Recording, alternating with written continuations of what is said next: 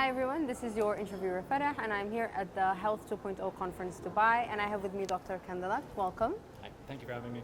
Of course, you're welcome. Can you please introduce yourself and your organization? Absolutely. So I go by Dr. Kandalaft, Dr. K for short.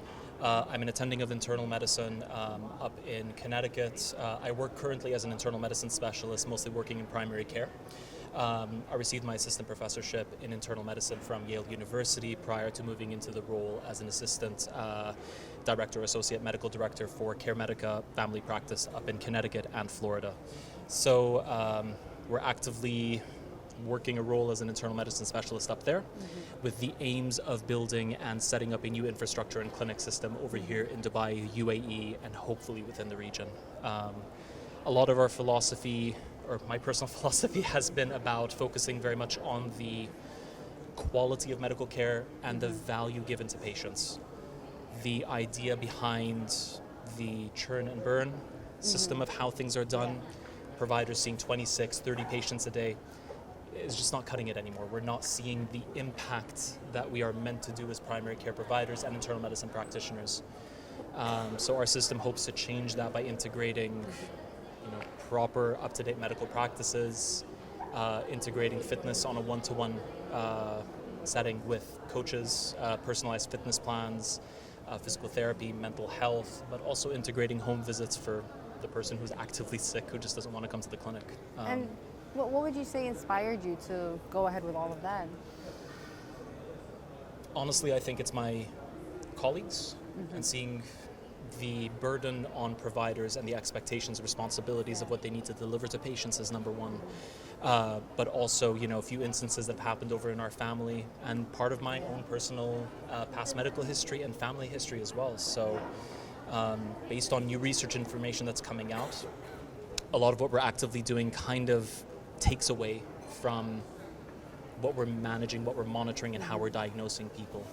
We are performing defensive, reactive medicine right now. You're sick, you come to the doctor. But really our attempts at implementation of preventative medicine has been lacking for the better part of 50 years. And again, we depend on large corporations to try and change that system. I think, unfortunately, what needs to happen is providers themselves who see the inequity to some of our patients actively trying to make those changes. And I think it just has to happen on the ground level. Now, allow me to congratulate you for receiving the Visionaries Award. Thank you. I appreciate Could you share with us how it felt to receive that kind of recognition? It's an honor, you know what I mean? Like it's an award to say, congratulations for what you achieved. In my eyes, I haven't really achieved much yet. I still have not accomplished the goal that I've been, sought out to do. I still have not achieved the things that I want to achieve or the impact that I've made over on patients. I still have not gotten to that stage where I would say, yes, I deserve this award. For me, getting this award and being up there on stage is an encouragement to keep the momentum going in that right direction. Eventually it will get there, maybe not in a year, 5 years, 10 years, but inshallah, at some stage. Hopefully. The goal is that we get there to a point where we're seeing that change on a daily basis, not with the once-off patients or something like that, All the best. I hope it goes really, really well for you. Thank you so much. I appreciate it. And can you tell me a little bit about your experience at the conference so far? I know it's only the first day, but how have you found it?